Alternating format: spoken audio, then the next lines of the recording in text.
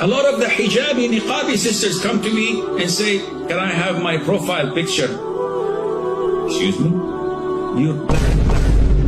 I said, yes, I'm fully in niqab, nothing shows, I wear gloves.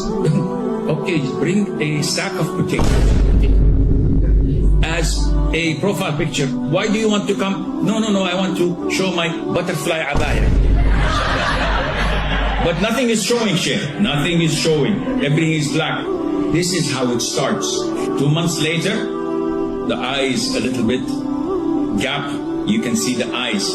5 months later, eyelashes, fake, but mashallah, like an alligator from the niqab. Little by little, the abaya is getting, the butterfly becomes a wall. Mashallah, it's very tight and you can see the body structure and figure. Now sister's gonna hate me. Who cares? Soon.